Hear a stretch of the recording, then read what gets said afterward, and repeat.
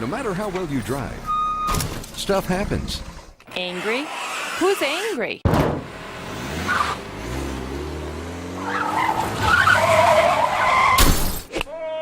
And with so many ways to damage your car, there's one right way to fix it. No shortcuts, no compromise. Autosports Body Works, your collision repair specialist. Find us at betterfasterrepairs.com.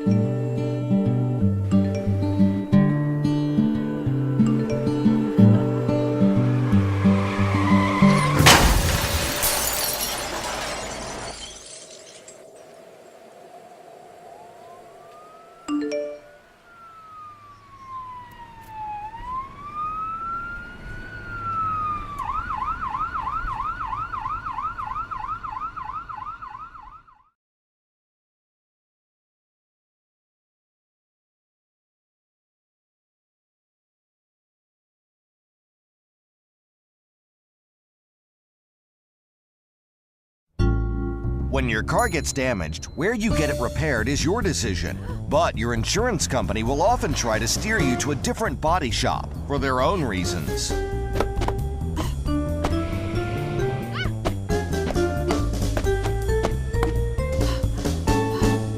With Autosport Body Works, you know your car will be fixed right and on time. Isn't that what's really important?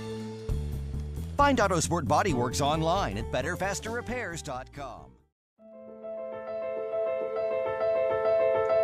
You've been in an accident. As a responsible, law-abiding driver, you have car insurance coverage. Many people assume that one of the first steps in dealing with the aftermath of an accident is to call their insurance company to find out what to do next. Unfortunately, many insurance companies take advantage of their policyholders' trust and engage in a tactic known as steering. Steering is designed to direct customers to a shop in that insurance company's preferred or direct repair network. Why do they want you to go to one of their preferred shops? It's not because they want you to get the best repair available. They do it to make sure you get a cheaper repair, which in turn maximizes their profits. In exchange for a high volume of insurance company referrals, preferred shops will agree to use aftermarket, imitation, or junkyard parts, which are almost always unsafe and poor quality in comparison to genuine OEM parts. Insurance preferred shops will agree to work within a very low repair budget, agreeing to discount labor, parts, and materials. This will often lead that shop to skip procedures necessary to return your vehicle to the safe, structurally sound condition it was in before the accident. Why would an insurance company steer customers away from a body shop like K&M Collision? It's all about control and profit. K&M works with all insurance companies, but we do not have any contractual agreements for referrals. A preferred shop that depends on insurance referrals isn't in a position to insist that the correct procedures and quality parts are used in a repair. If they did, they'd lose their referral source. At K&M, we take your safety very seriously. We believe your vehicle is supposed to be returned to pre-loss condition. Your car should be just as safe and structurally sound as it was before your accident. That's why we're certified by 18 manufacturers for collision repair. If you'd like to know more, check out some of our other consumer education videos on our YouTube channel and visit us at knmcollision.com.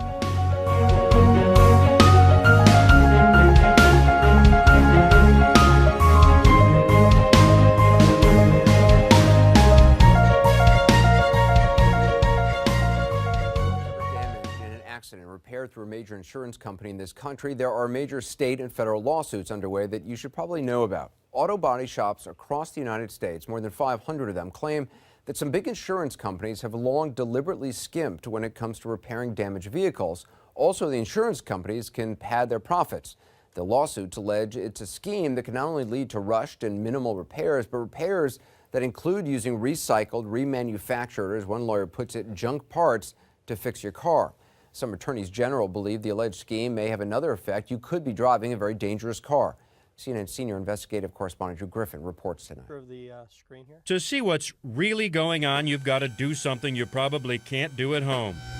Lift what you think is your repaired car, get out something called a boroscope, and check inside the car, inside the frame, to see if the auto body shop actually fixed it.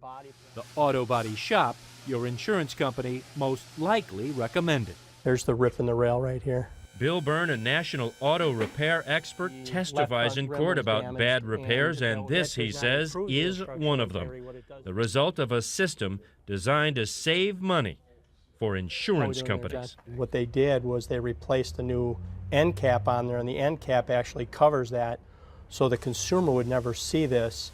It is unsafe. And yet they put it back on the road. Correct. Byrne is now part of the major lawsuit involving more than 500 auto body shops in 36 states, all suing dozens of insurance companies across the country. The shops believe the insurance industry is involved in a deliberate system to send you and your car to shops that are pre-selected by insurers to do the absolute bare minimum to fix it, even telling body shops to use used or recycled parts because they're cheaper. Matt Parker is an auto shop owner in Monroe, Louisiana, who says he sees the same problem. He says State Farm told him to use a remanufactured headlight in a Toyota Tacoma. This is what he got. Well, so it's got a hole in it here, and then you can see where they screwed this bracket back on the vehicle. Now you can see here where all these parts, where these were knocked off and glued back together. You can also see here where the top corner in the lens is busted and this part of the headlight is broken. This came out of a box wrapped like it was supposed to be. Oh, absolutely. It's like supposed to be like a new part. The insurance company wants us to put this stuff on their car. Now, if we refuse to put it on the car, then they label us as a shop not willing to go along with their program, and then they try to steer our business away from us. Which is why he and the other shops have retained John Arthur Eves to sue. Every state in the union has experienced the same sort of struggle here between the body shops trying to do the work the right way and the insurance companies trying to cut corners and force them to use unsafe parts and unsafe methods on their cars. Attorneys General Jim Hood of Mississippi and Buddy Caldwell of Louisiana, they believe it too. Mississippi is preparing a lawsuit. Louisiana has filed, claiming State Farm's practice is putting drivers in danger. And what is the practice? What's being put in their cars? Well, aftermarket parts, junkyard parts, and all of this without any communication with the consumer. And that's the main issue, the safety issues and the knowledge that their product is being devalued by the practices of the insurance company. I mean, Buddy's found numerous cases here in Louisiana. We found them in Mississippi where they would force a body shop to, put junk parts and weld and patch. And when auto shops don't go along, Mississippi's Attorney General says those auto shops' business gets cut. It's called steering. Insurance companies steering business elsewhere. And they're going to say, well, we're going to blackball you. We won't put you on our select service list. And we're going to make you send us estimates 5 different times just to aggravate you. That's what they do. They use their economic power to grind down working people. U.S. Senator Richard Blumenthal, who used to be Connecticut's Attorney General, says not only is there a potential for small businesses to be hurt, he too believes cars repaired through insurance companies' preferred service centers pose a safety risk. And he's asked the U.S. Department of Justice to investigate. Salvage parts, inferior or even counterfeit parts certainly raise safety concerns, and often those kinds of parts are involved in this practice of steering, and that's why I have been concerned for years about it and why I think the Department of Justice should be investigating. Louisiana's Attorney General chose to sue State Farm Insurance because State Farm is the biggest insurer in his state. In legal filings, the company denies all the allegations, including the allegation that State Farm mandates using aftermarket parts. And State Farm would not grant an interview, but sent a statement instead. It says our customers choose where their vehicles are going to be repaired. We provide information about our Select Service program, while at the same time making it clear they can select which shop will do the work. State Farm told us to bring our specific questions to Neil Oldridge with the National Association of Mutual Insurance Companies. It is just not in the economic interest of the insurer to have a car go in and out of an auto body shop 3 or 4 times to get it right. Why would insurance companies require or recommend used parts, fixed parts, off-market parts? Sure. Most companies don't require this. Most companies offer a choice to consumer. Most of any sort of aftermarket part that you might hear about are usually cosmetic parts. So they're nothing related to the safety, the mechanical parts of the operation of the vehicle. There are laws in almost every state that require consumers to be told that if their aftermarket parts are going to be used, and then what those parts are. We found that notice on page 4 of this estimate, on page 6 of this one. In many cases, these parts they're no different. They're made in the same factories. One just comes out with an auto manufacturer's name on it, Neil, and others don't. That's not true. Oh, it is true. It certainly isn't true in the case of this replacement hood for a Honda. It's made in Taiwan, but already coming apart. This aftermarket bumper, straight out of the box, not only doesn't fit, but the fasteners have been glued back together. And then there's the question about that broken and repaired Toyota Tacoma headlamp. It's obviously a repurposed part from a junkyard. And if you look closely, you'll see how it was glued together, snapped together, in some cases even welded and screwed together. And this is what the insurer told the preferred body shop to put on a car. I mean, look at this. You wouldn't want that in your car. I wouldn't want that in my car. Yeah, I really don't know the circumstances of the pictures, so I really can't comment on it. So are the attorneys general wrong in saying that the insurance industry in a whole, State Farm in particular, is steering their customers to preferred body shops, preferred because they save the insurance company money, not the consumer? The insurance company may provide a list of auto body shops, and the customer can say, no, I want to go to Joe's body shop around the corner. And that's their choice. That is certainly what Progressive Insurance told us happened for this car. Remember, it's the car we told you about earlier, with the ripped tail frame that you could only spot with the borescope. It was hit from behind, repaired at a preferred insurance company shop, and sent back on the road with a ripped and hidden tail frame. It turns out the ripped tail frame isn't all that wasn't repaired. 3 of 4 tire rims are still damaged. The undercarriage of the car has been pushed in, according to auto expert Bill Byrne, and outside the paint job is filled with pockmarks. Progressive Insurance says they didn't choose the body shop, the owner did. Well, this is the owner, Eugenia Randall, a single mom who needs the car to carry around her 2-year-old son Roman. And she remembers the conversation with Progressive much differently. They didn't give me a choice as to where I wanted to take it. They just told me to take it to their preferred body shop. Randall says she thought because it was a preferred shop, it would actually be repaired to a higher standard. But when she picked it up, she immediately knew something wasn't right. Well, cosmetically, to me, it looked fine. But once I got in and got down the street, it just started driving really crazy. And I immediately took it back. So how crazy was Randall's car driving? I decided to find out for myself by getting behind the wheel. Anything over 50 miles an hour, this thing just shakes like a... All right, this baby's really shaking now. Not only was the tail section ripped and unrepaired, 3 of 4 tire rims were damaged. And as I drove, the steering wheel was shaking so violently, I had to grip down to keep the car from veering to the right. The front left tire was just wobbling. I carefully drove this shaking car right back to the insurance company's preferred auto body shop, where the general manager promptly told us to leave. Do me a favor, don't turn that on without Service King's permission, if you don't mind. As for Eugenia Randall's shaking car, the insurance company eventually declared it a total loss, giving her full replacement value, but only after she hired an attorney and after CNN began investigating this story. It's unbelievable. Drew Griffin joins us now. I mean, I had no idea about this whole plan they have. I mean, did the repair company that supposedly fixed that shaking car, did they ever give an explanation? That company, Service King, they told us they did what the insurance company approved and said all their repairs come with a written lifetime warranty. Anderson Service King's corporate office told us it wasn't unaware there were any problems or complaints and therefore was not given the opportunity to fix them. That, of course, is completely at odds with what Mrs. Randall told us.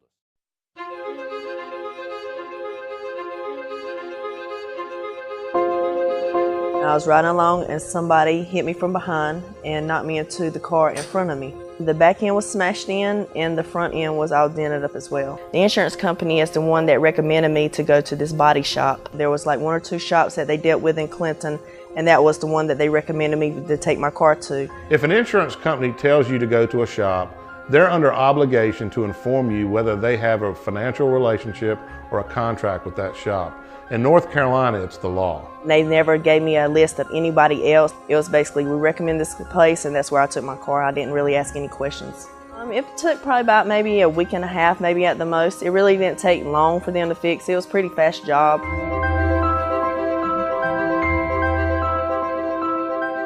I have an office in Roseboro, actually in Roseboro Collision Center, and the owner, Kelly Black, contacted me.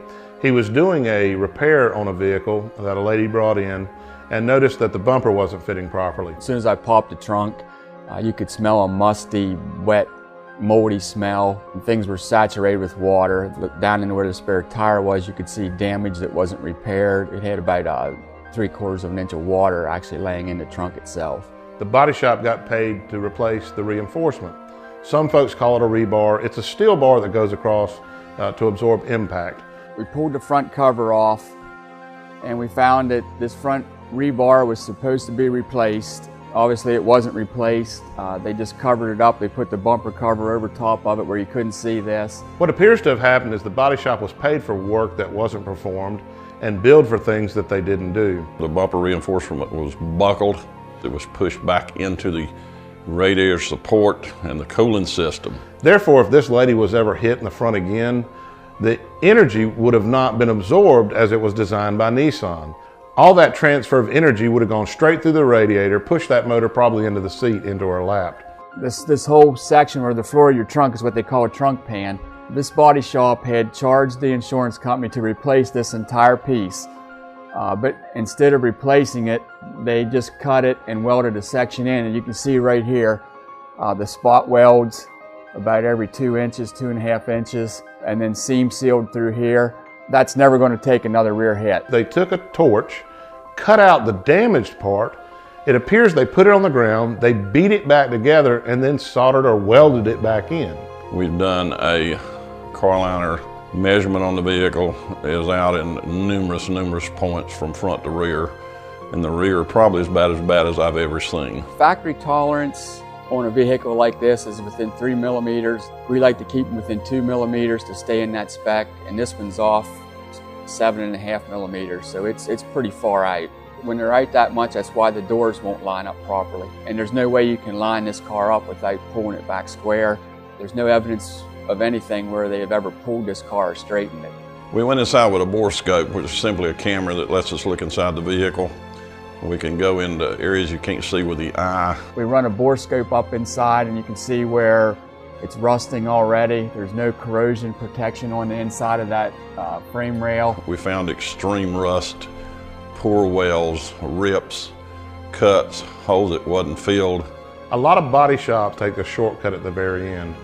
It's called not dressing a weld or not using corrosive protection. One of the main concerns that car manufacturers have is corrosion, which gives premature failure of the metal, which could affect occupant safety or airbag deployment, premature or too late. Right here, it's rusted through. There's a pinhole through right here.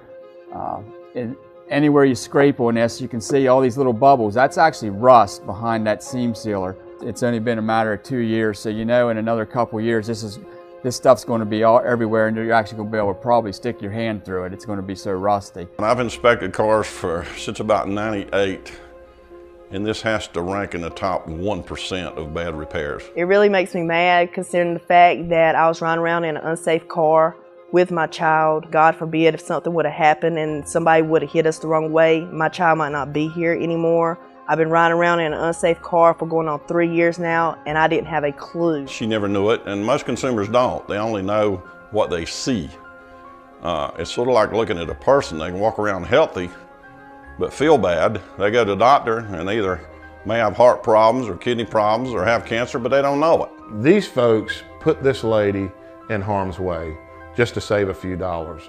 I often ask myself, some of these technicians in body shops, how they would feel if someone put their mother, their daughter, or their grandchild in a situation like they put my customer in. This kind of repair goes on each and every day. The amazing part of this is we are a small business and we find these kind of repairs almost weekly, but I've never heard of an insurance company finding one of these repairs or reporting it. I find bad repairs at shops time and time again, and I notify the insurance companies that these shops are doing bad repairs. However, they're never removed from their direct repair or preferred list. The only thing that I can surmise is that they're making enough money and saving enough money at that body shop that they're not worried about the consequences. They're putting families and lives at risk just to save money. There needs to be a system of checks and balances. If the state would license body shops, then pull his license or fine him heavily. This stuff would end immediately. And I think there's a way of doing that without very little tax burden on the customer. By licensing body shops, certifying technicians, and holding them accountable. If you go to a shop that's a direct repair shop or an insurance shop, whether the accident's your fault or not, you want to get a post-collision repair inspection, just for peace of mind. Now, each one of my locations at Collision Safety Consultants, we offer free visual inspections. So you can contact me, and if I don't have a shop in that area, I'll refer you to a shop that will do a free post-collision repair inspection.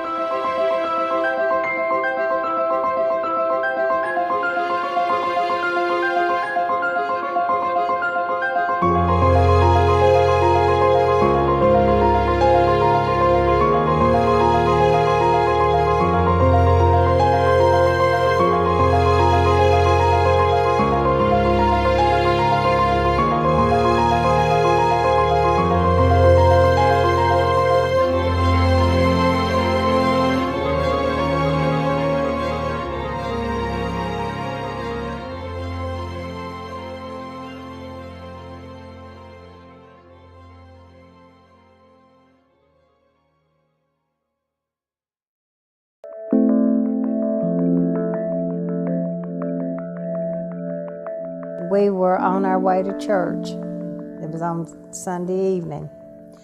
And we got to this intersection and the lady ran the stop sign.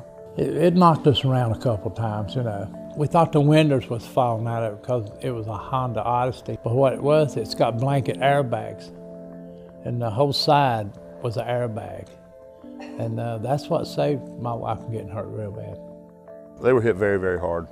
And then they took it to a body shop at a dealership where they had done a lot of business with and purchased vehicles before and felt real comfortable with that body shop.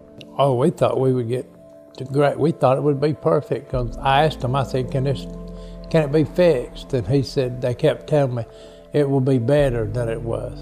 So after about 4.5 months, I got the calling. You know, I'd call and ask them. They'd say, well, we're waiting on parts or, you know, doing this.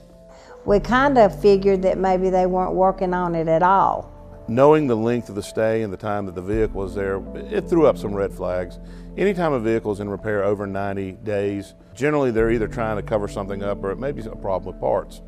Well, being a 2008 Honda, you wouldn't expect it to be a tough time finding the parts for it. When we were sitting out in front of the body shop, you could see like the bumper, the back bumper, it's just a little thin flap. It was loose, you know. And I thought, well, this ain't right. And I asked the guy about that. He said, yeah, I said, that's just a little something, we'll fix that for you. I drove out and there was a real bad rumbling sound. I've noticed stuff didn't look right. And the back door, it had a big gap in one side and it was real tight on one side. It was way out. So if you can look right here and right here, there's a huge gap between the lift gate and the bumper. And then if you go over to the other side of the car, you have a very tight gap. This usually indicates frame damage or something wrong with the vehicle, and that's where we started. he said, we need to inspect it good. So Ronnie Pack, he got us a car to drive while they inspected it. Billy Wachowiak, the owner of Collision Safety Consultants, called me and said he had a Honda van he wanted me to look at, to re-inspect, see if it had been repaired correctly. So after finding the inconsistencies and the gaps in the back of the tailgate, it makes us look a little further. Every time we find something, we delve further into the repair. And what we found was they purchased a brand new striker plate, but they actually bent it at an adverse angle to accommodate the offset of the tailgate. That's just another sign that we know there's something wrong with this repair. The roof was buckled. The right door didn't shut correctly. Those are things that jumped out at me, and I could tell that they had some serious issues. You see the interior looks nice, the carpet looks nice, the plastic. Once we remove this, now you see underneath here, there's chisel marks, the floor pan is still damaged, and you've got a weaker structure, not to mention what we found underneath in the unibody. Once we dismantled, we found the floor pan was really mangled, should have been replaced. But by replacing the floor would have totaled the vehicle because of just expense. If you go to a reputable body shop and you take your vehicle in there, and without a shadow of a doubt they know it's a total loss, a good body shop will total your car because they're looking out for the safety of the consumer. A body shop that's out and is greedy is going to want to in fact repair that vehicle even though they know the damages may exceed 75% and total the vehicle. But when it comes to a structural component like a floor pan, that is built to take a hit and sustain a vehicle from coming into the cabin or the cavity of the vehicle. So what you see here is there's holes chiseled in the floor of the car where they tried to bang it out, beat it out, and fix it as cheaply as possible. Their grandchildren ride in the back of this van. Do you really think they want them, right underneath them is a hole in the floor? And that particular seat is where I always put my granddaughter, because that's where she could see me and I could see her. We wonder if it would have been hit again, you know, they could have been killed. Even the brake lines was dangling down on it. She could have run over a piece of wood or a cement block in the highway and tore the brake line off. She could have been killed. It was supposed to have got a new right rocker reinforcement or partial rail, and a new one was ordered, and they cut a piece off of it and welded onto the old one. Fraud was committed on my customers because the dealership ordered what's called part of a unibody. Most folks would refer to it as a frame, but nowadays it's called a unibody. The dealership or the technician ordered an entire piece about 4 foot long, but instead of replacing the entire piece as required by Honda manufacturing specifications, they cut a piece off of that unibody and welded it in, quite poorly I might add. What the dealer did was charge to put the entire piece in, but as you can see right here, they sectioned this piece here and welded it in, and then right here is damage that is left from the accident. It's still dented and bent, which leaves this structure weakened. Basically what happens when you don't follow those guidelines that are established by the manufacturer in the repair process, you end up in essence re-engineering the vehicle. Anytime you go outside of those manufacturer recommendations and tolerances, that vehicle is no longer going to perform as they engineered it to perform in an accident. Once this had taken that crash and hadn't been repaired or the floor pan replaced or that right rocker reinforcement placed, there's no way that it was crash worthy again. It couldn't take the same impact again. The airbags might deploy early, might deploy late. Honda manufacturers have a specification of 0 tolerance. So your frame is supposed to be zeroed out. And this was 11 to 13 millimeters off. You're gonna start wearing tires out, your tires are gonna wear your suspension out. Plus here we had that the unibody wasn't sectioned properly and there was still damage in the rear of the vehicle.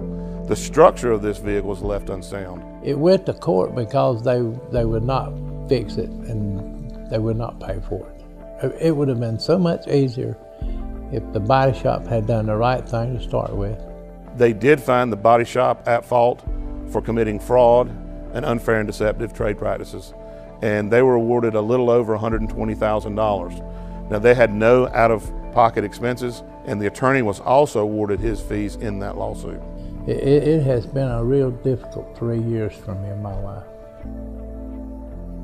Even to the day after it's all over, she still thinks about what could happen to our grandkids in the back of that van.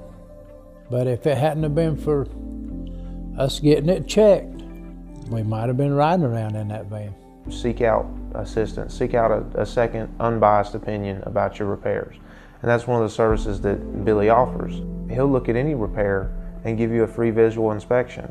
The only true way to know if your vehicle is safe is to get a post-collision repair inspection. I see 90% of the vehicles I look at are unsafe. Now, I'm not talking about paint not matching up or a fender not fitting properly or anything like that. I'm talking about structural components that leave the occupants of the vehicle unsafe.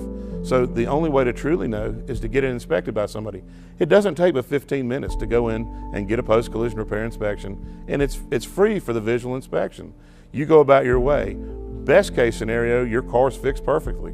Worst case scenario is they uncover the bad repairs and the unsafe repairs, and you get it repaired properly. Everybody that's had an accident should do that, should get a post inspection. Now for a little scrape, a bumper or a fender bent, no. But one that's tore up as bad as our van was, I definitely get it inspected.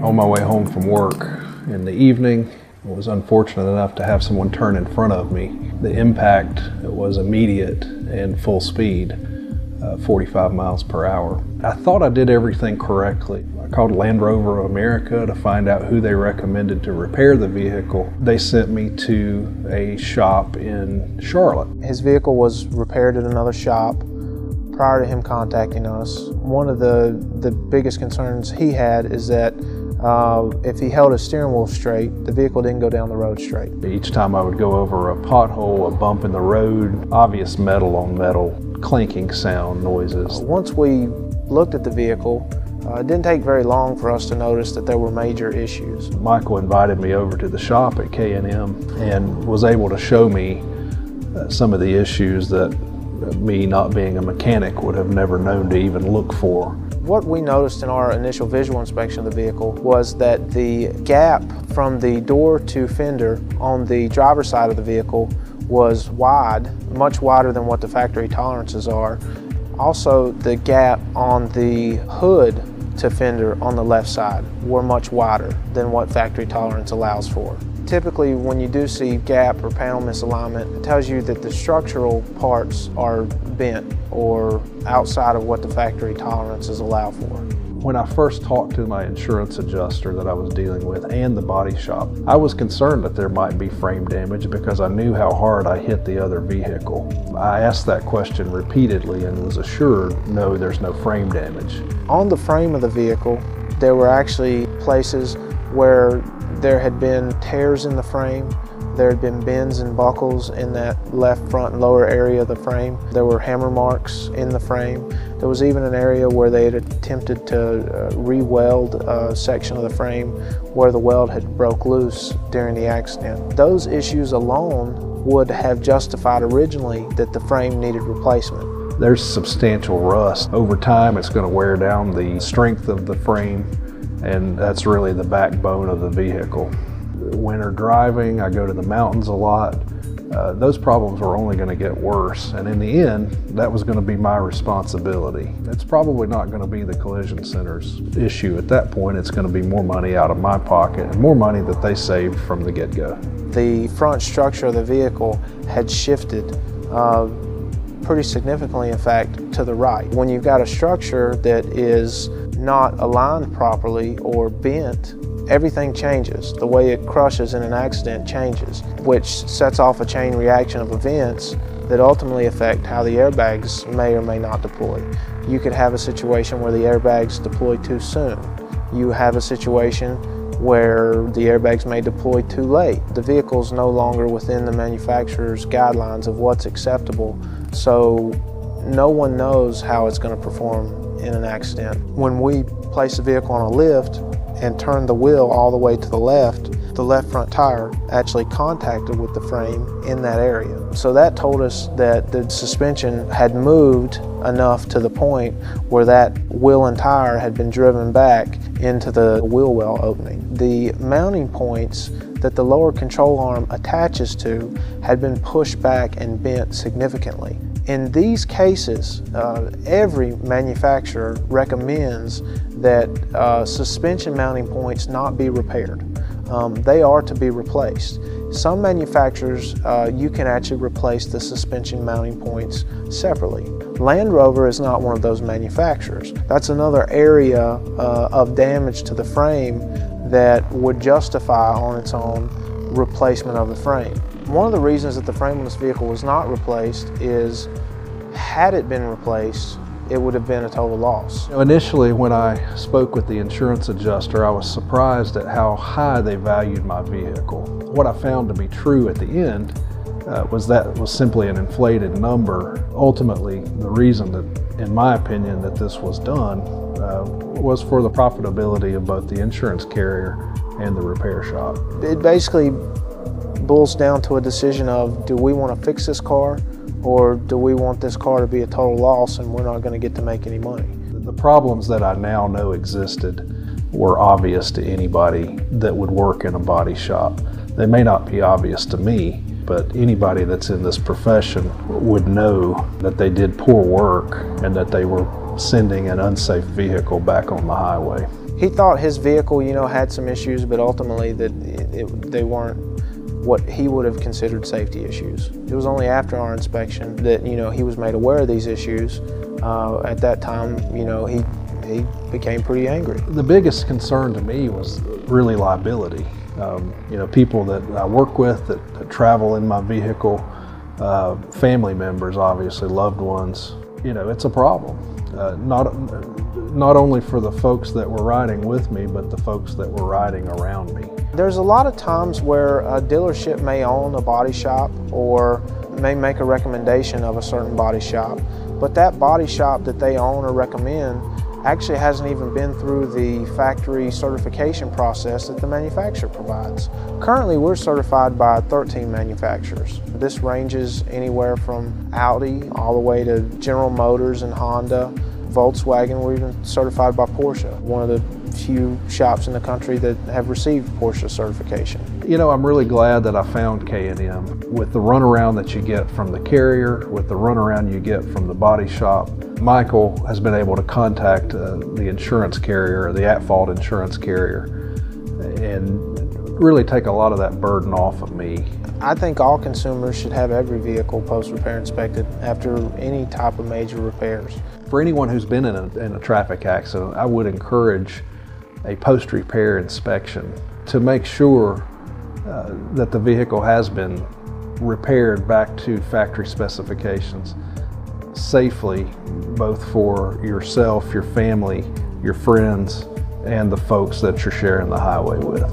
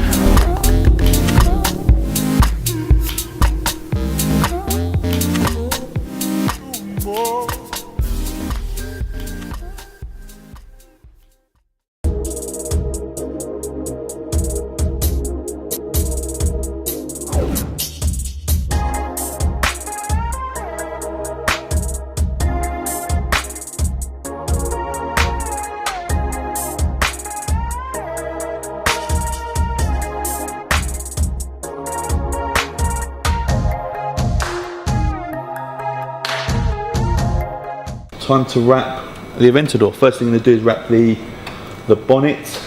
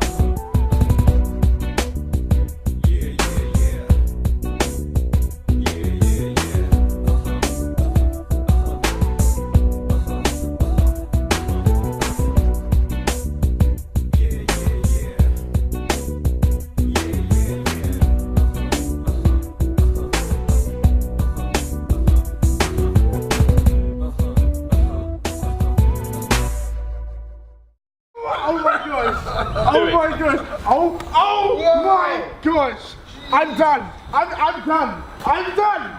I'm done. This isn't a Lambo anymore. I'm wasted. This is sick.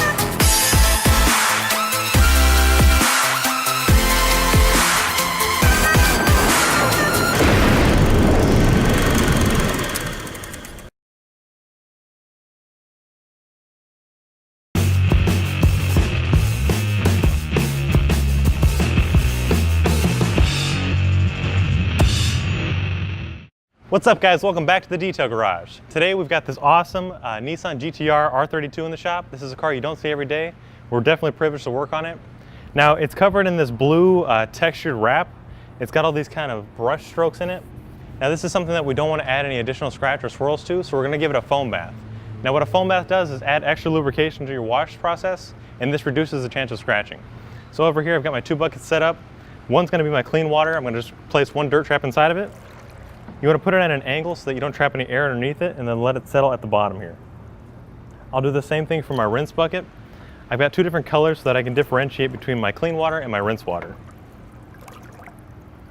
Now, as for a soap, I wanted something that's going to give you a lot of lubrication but also smells really great. I'm going for the Maxi Suds Strawberry Margarita. Now, this is going to offer a lot of soap, a lot of foam, a lot of suds. This is going to offer plenty of lubrication as I wash to reduce the chance of scratching it.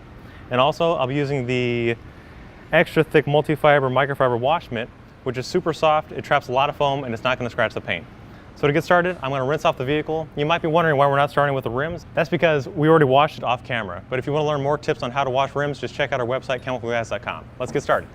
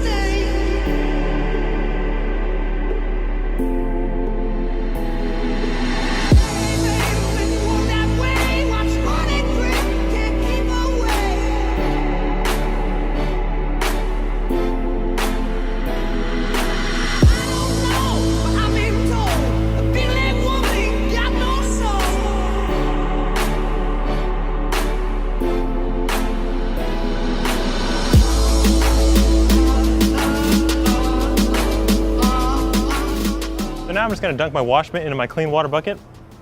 Get a lot of soap and foam on here. This is going to add lubrication as I wash. I'm going to take it over to the vehicle. I'm going to start at the highest point and then just wipe it down in one direction.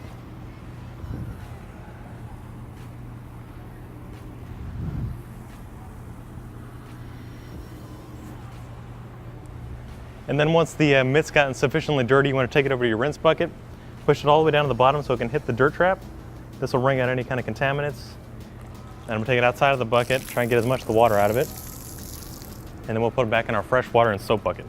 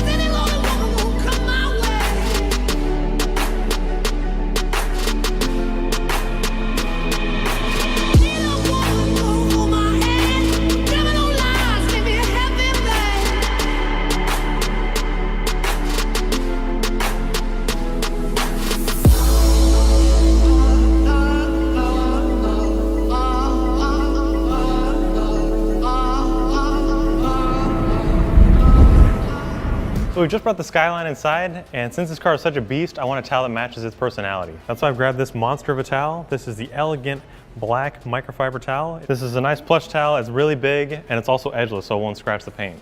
So all you have to do is drape it across the surface, and then just pull off all that excess water. Now you can always fold it up so you can work on the side panels or buff off any excess. It's just a really nice drying towel.